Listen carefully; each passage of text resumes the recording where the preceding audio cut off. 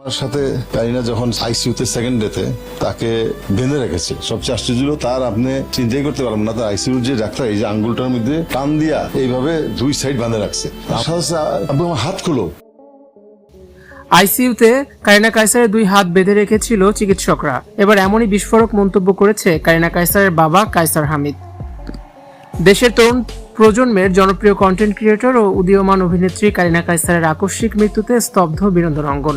তবে এই অকাল মৃত্যুকে ঘিরে তৈরি হয়েছে এক নির্মম ও রহস্যজনক পরিস্থিতি।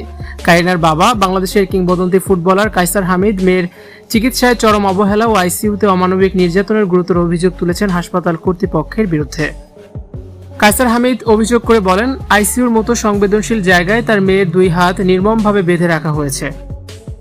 তিনি বলেন, সবচেয়ে আশ্চর্যজনক আর কষ্টের বিষয় হলো আমি কখনো ভাবতেও পারিনি যে আইসিইউর ভেতরে এই আঙ্গুলটার মধ্যে টান দিয়ে দুই সাইড বেঁধে রাখবে।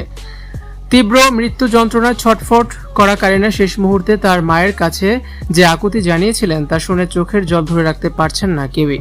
মৃত্যুর আগে কারিনা কায়সার তার মাকে বলেছিল, মা আমার খুব কষ্ট হচ্ছে, মনে হচ্ছে আমার মাথার ভেতরে কেউ হাতুড়ি দিয়ে বাড়ি দিচ্ছে, আমি সহ্য করতে পারছি না, আমাকে বাঁচাও। মেয়ের এমন অসহায় ও যন্ত্রণাদায়ক বিদায় মেনে নিতে পারছেন না কায়সার হামিদ। তিনি অত্যন্ত ক্ষোভের সাথে প্রশ্ন তোলেন, একজন মুমূর্ষু রোগীকে এভাবে বেঁধে রেখে কষ্ট দেওয়ার অধিকার চিকিৎসকদেরকে দিয়েছে। এই ঘটনার পেছনে হাসপাতাল কর্তৃপক্ষের কোনো গাফিলতি বা ভুল চিকিৎসা ছিল কিনা তা নিয়ে তদন্তের দাবি জানিয়েছেন এই সাবেক ফুটবলার।